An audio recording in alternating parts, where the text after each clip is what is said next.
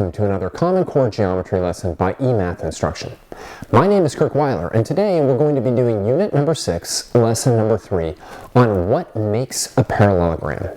Alright, so in the last lesson, we looked at properties of parallelograms. In other words, given that we've got a four-sided figure with two pairs of parallel sides, what can we prove is also true about that figure? Alright, and we figured out that opposite sides had to be congruent, opposite angles had to be congruent, the diagonals had to bisect each other.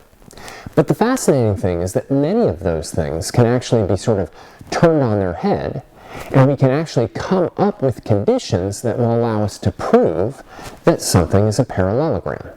Alright, so that's sort of the idea behind what we have today. What do you have to know about a quadrilateral, a four-sided figure, in order to be able to conclude that it is also a parallelogram? Okay, so let's jump into that today. Here we go. Okay, so first things first. Now I just kind of reviewed this, but think about how much you can remember. Okay, exercise number 1 says state the definition of a parallelogram and then label its properties. Okay, so what I'd like you to do is try to write down the definition of a parallelogram from your memory and then try to write down 4 things that you know about a parallelogram that we've proven from its definition. Alright, go ahead. Okay. Let's talk about it. The definition of a parallelogram. It's a quadrilateral with both pairs of opposite sides parallel. It's just simple, right? And from that, we get the following. Well, opposite sides are congruent. If you said opposite sides are the same length, awesome, great. Opposite angles are congruent. Again, if you said opposite angles are equal or opposite angles have equal measure, cool. Alright, those two are fairly obvious to most people. But we also have the fact that adjacent angles are supplementary. Again, a little comment on that. By adjacent angles, we mean things like angle D and angle A. And maybe I shouldn't even call them that right here because of the diagonals drawn in. But literally, if I didn't have the diagonals, angle D plus angle A would have to be 180, angle A plus angle B would have to be 180, etc. And finally, the diagonals bisect each other. Okay? Those are all 4 very important properties of parallelograms, properties that could come up in a variety of different problems. And all of them are provable from the definition. A quadrilateral with both pairs of opposite sides parallel. Now, though a parallelogram is defined as having both pairs of opposite sides parallel, there are many different ways to show or to prove that a quadrilateral is a parallelogram. The 3 that we're going to look at today are the fact that if both pairs of opposite sides are congruent, it's going to be a parallelogram.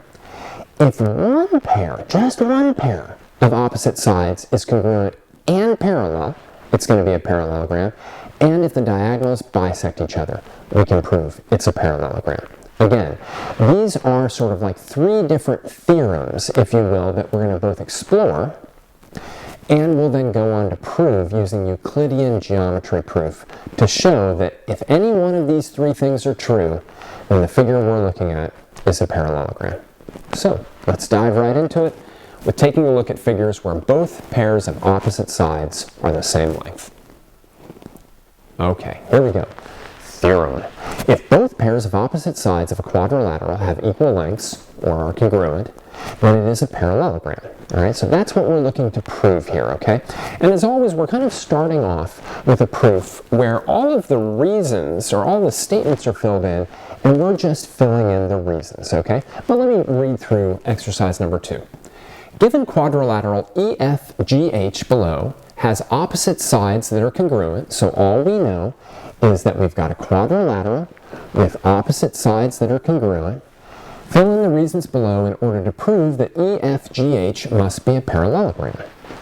Now remember, the definition of a parallelogram is that it's got 2 pairs of opposite parallel sides, right? So somehow, using the fact that we know that EF is congruent to GH and that FG is congruent to EH, somehow we can show that EF is parallel to GH and EH is parallel to FG. Somehow we can do that.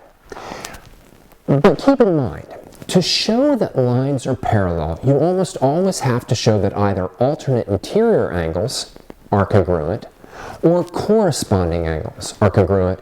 And quite frankly, in this case, it's all about the alternate interior angles. So what I'd like you to do is take a look at this proof and see if you can fill in the reasons for it. Pause the video now and take as much time as you need.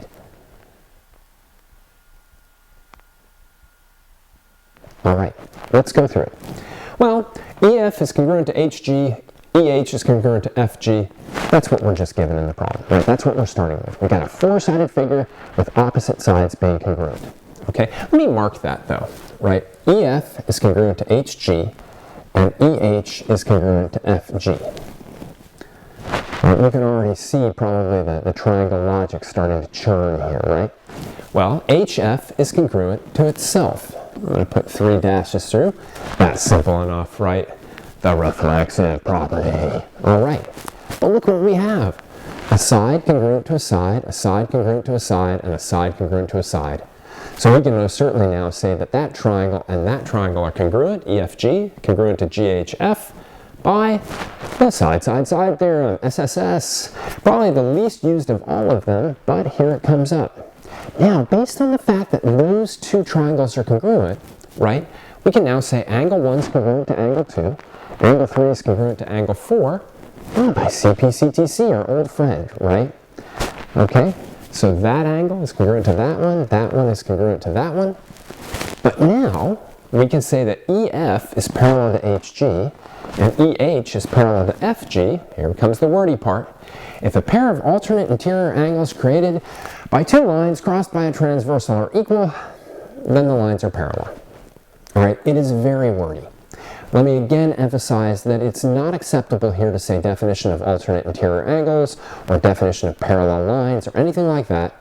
Here you've really got to cite the fact that if alternate interior angles are congruent, lines are parallel. And that's probably the shortest reason that would probably be acceptable. If you just said alternate interior angles are congruent, so lines are parallel, or your teacher may even accept if you just say alternate interior angles are congruent or alternate interior angles are equal. That would probably also get the job done. But it's got to get at that essential nature, which is that if we know the angles of a z, right, the angles of a z are the same, then we know that these two must be parallel. And finally, EFGH is a parallelogram. Well, that's the definition of a parallelogram. It truly is the definition of a parallelogram. I mean, the definition of a parallelogram is it's a four-sided figure with two pairs of opposite sides being parallel. So we have two pairs of opposite sides being parallel, so therefore EFGH is a parallelogram by the definition of a parallelogram. All right. Now this is very important. If we've proved it, you can use it. So now, we know that if we have a four-sided figure whose opposite sides, both pairs of opposite sides are the same length, we can say it's a parallelogram. Okay, we don't have to go through the process of proving that the sides are parallel because we just did. All right? Now again, at the end of the day though, the definition of a parallelogram is that it's got two pairs of parallel sides. But we can conclude that the sides are parallel if they're also of equal length, both pairs. Anyway, let's take a look at another problem. All right, this is going to lead us into our next theorem. In exercise 3, it says below are line segments, how about just line segments, RU and ST, which are the same length and parallel. So I'm just telling you right now, I created a diagram where that and that are the same length and they're also parallel. Okay? Using a straight edge, draw in RS and UT. Okay, I'm going to draw them in, and at the same time, why don't you draw them in? Here we go. Coming up. Here we are. Okay.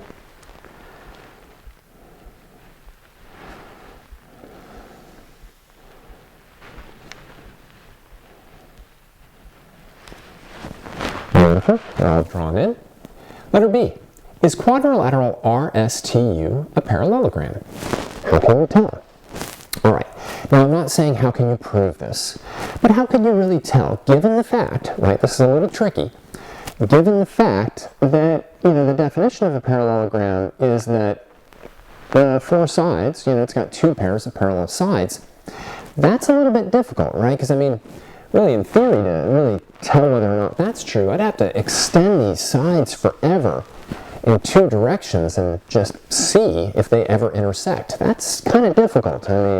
Forever is, it's forever. It's a long way away. So how could I know for certain that this is a parallelogram? By the way, the answer is most definitely yes, this is a parallelogram. Okay. But how can I tell? Well, there's a very easy test right now.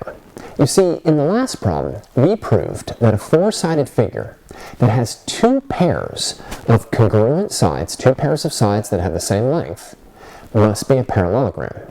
We know already that RU and ST are the same length because we were told that in the problem.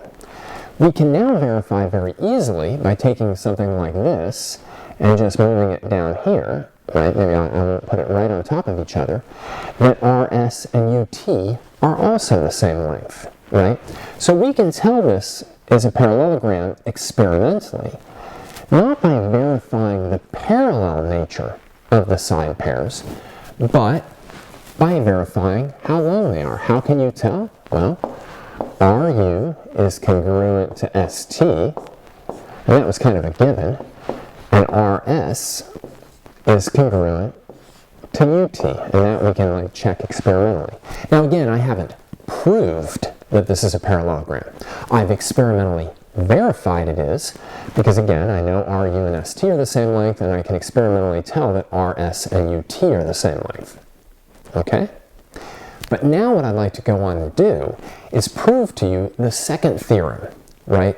The second theorem which says that if I've got two sides, RU and ST, that are both the same length and parallel, that's enough to know I have a parallelogram. So let's take a look at that. All right, theorem. If one pair of opposite sides in a quadrilateral is both parallel and of equal length, then it's a parallelogram. This is a very important theorem, especially for our next lesson. And again, I won't even get into it right now.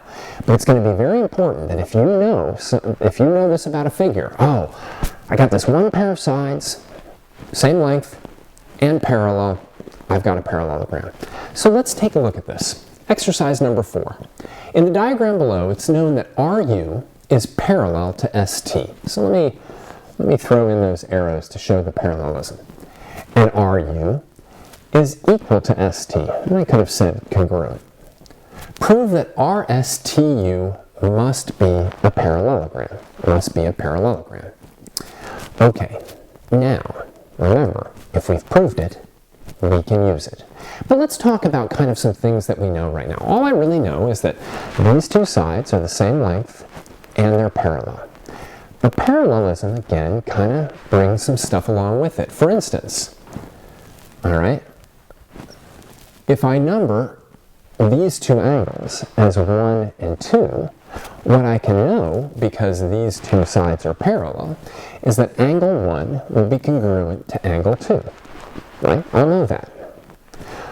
Likewise, of course, if I'm thinking about these two triangles somehow, right, I know that side's congruent to that side, I know that angle is congruent to that angle based on the parallelism, and I also know that they share a side.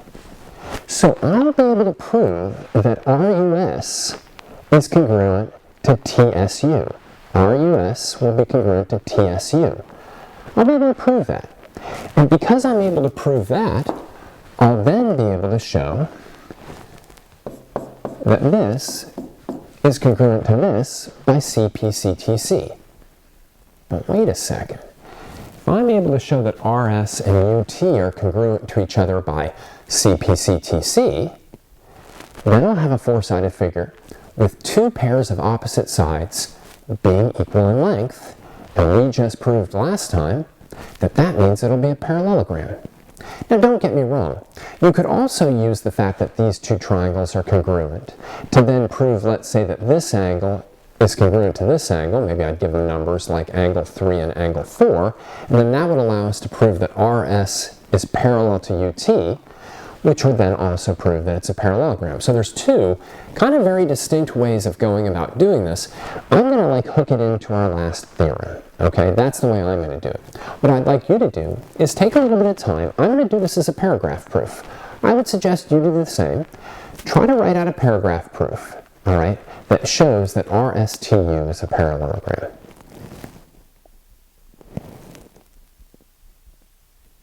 Okay, let's go through it. Switch back to a little blue. Here we go. All right, so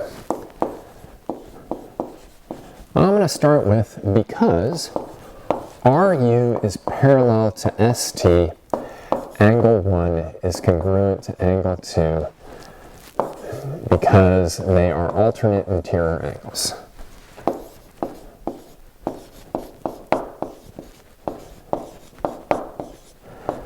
I know, it's a lot of writing. Alternate interior angles. We know RU is congruent to ST and SU is congruent to SU. Okay, so triangle, I think we'll say SUR is congruent, ran out of room, to triangle. I got to get this right. SUR is actually congruent to UST.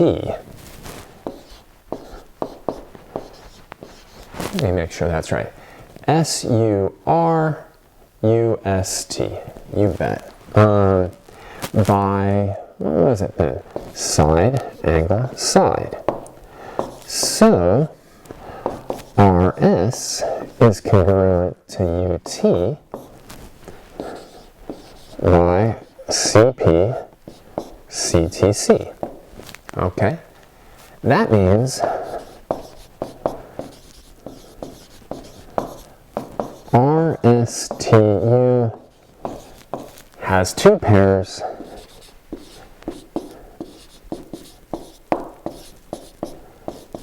of congruent sides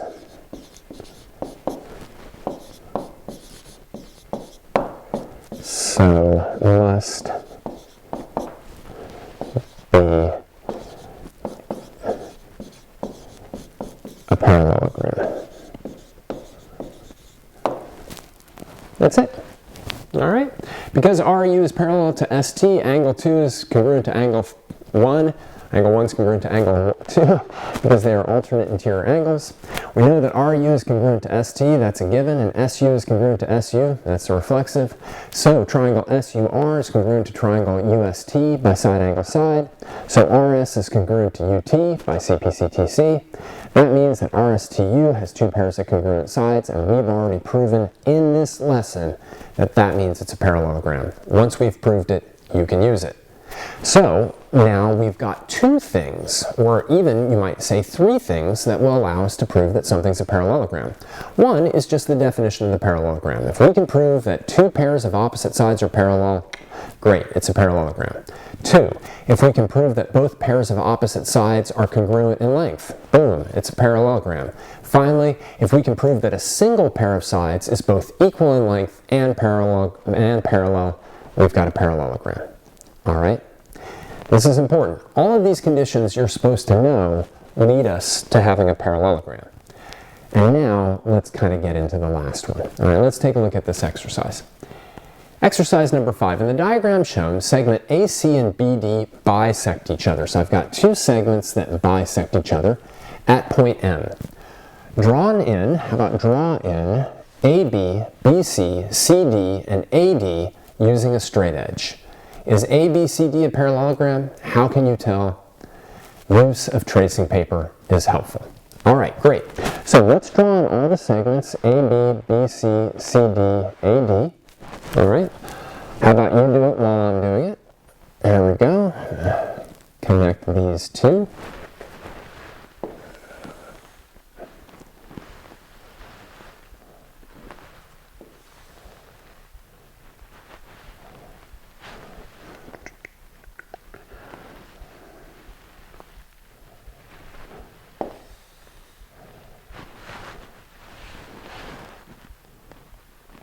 Some things about my electronic ruler that I love, some things I don't. But there we go. Well, is ABCD a parallelogram? It sure looks like it is. It sure looks like it is. But again, just like before, being able to tell it's a parallelogram by using the definition of a parallelogram is quite difficult because we'd have to extend all four sides indefinitely. We'd have to extend them forever and see if they intersect. Very, very difficult, right? But we can go back to that first theorem that we had, right? That said that if the opposite sides were the same length, then it was a parallelogram. So if I've got my tracing paper, right, I can tell that those pair of opposite sides are congruent, and I can also tell a little bit like that, that that pair of opposite sides is congruent. All right? So that's how we can tell. We can tell, and really kind of emphasize this, we can tell experimentally by verifying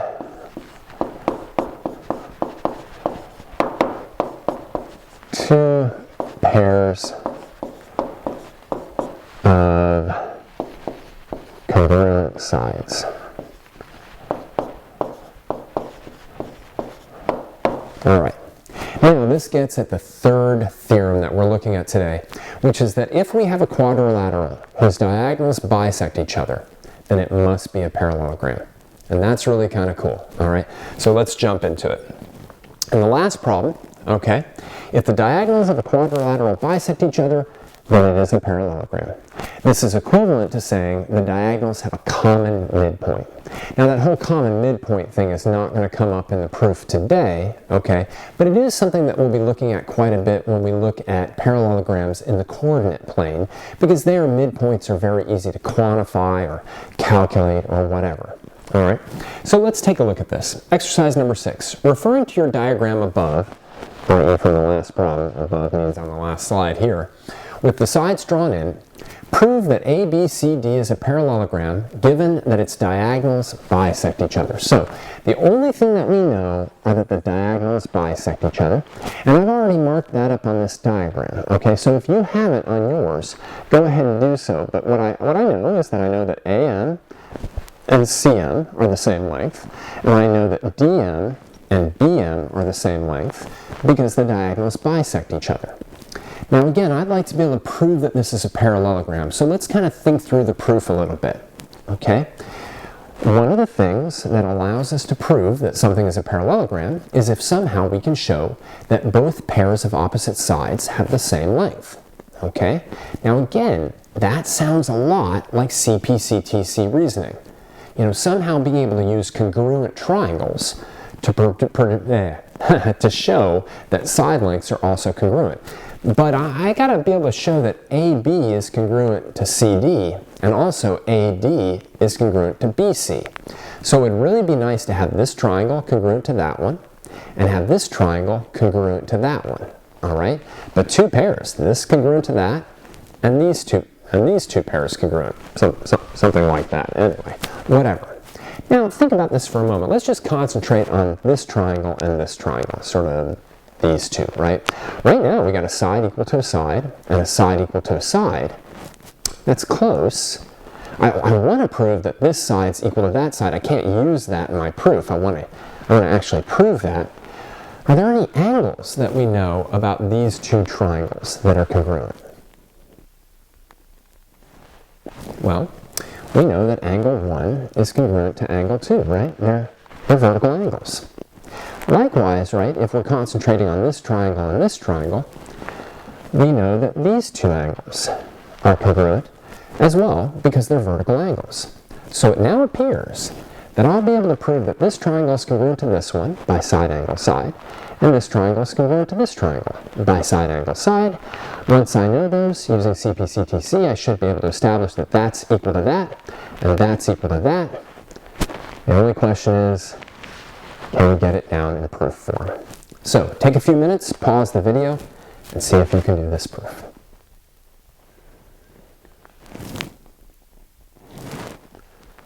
All right, let's go through it. Here we go. Of course, AC and BD bisect each other. We got to start with what we were given in the problem, but that's the only given we had. Now, what does that tell me? It tells me that AM is congruent to CM and DM is congruent to BM, because bisectors divide segments into two congruent segments. Now, if you wrote down the definition of a bisector here, I think that's okay. I don't think that's a problem. Okay, don't just say bisector. That's a little weird, okay? It's just a noun that doesn't get the job done. Okay, but what else did we need, right? That got me that equal to that and that equal to that. But then I really wanted those vertical angles equal, right? Angle 1 congruent to angle 2, angle 3 congruent to angle 4, because vertical angles are congruent. Again, please don't say definition of vertical angles or just vertical angles. Neither one of those justify what's going on here, okay? Finally, we can say that triangle, there's two of them, triangle ANB is congruent to triangle CND, and triangle AMD is congruent to triangle CMB. Why is that? Those both are the side angle side theorem. But we're almost there. Because then we can say that AB is congruent to DC, and that AD is congruent to BC. That's just my CPCTC reasoning. And finally, we can say that ABCD is a parallelogram because a quadrilateral with both pairs of opposite sides congruent must be a parallelogram. Whatever you do here, don't say the definition of a parallelogram. The definition of a parallelogram is a four-sided figure with both pairs of opposite sides being parallel, not both pairs of opposite sides being the same length. That is a property of parallelograms, okay? But any quadrilateral with both pairs of opposite sides being congruent must be a parallelogram. All right, let me step out of the way a little bit, allow you to write this down, and then we'll wrap up the lesson.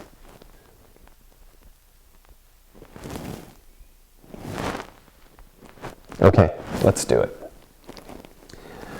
All right, so in today's lesson, what we did is we saw three different ways, or three different sets of conditions that allow you to conclude that a quadrilateral is a parallelogram. The first set was that both pairs of opposite sides are the same length. It's a very, very important one. We then went on to use that to prove the other two. The second one was that if I had a single pair of sides that had both the same length and were parallel, then I had a parallelogram. And finally, the one that maybe is the trickiest is that if I have two diagonals that bisect each other, that is also a parallelogram, okay? And we're going to be using many of those three as we prove other things moving on, because every figure essentially that we're studying now in the quadrilaterals unit is a parallelogram. We'll even see how to tie this back in to triangles in the next lesson. All right, for now I'd like to thank you for joining me for another Common Core geometry lesson by eMathInstruction. My name is Kirk Weiler, and until next time, keep thinking and keep solving problems.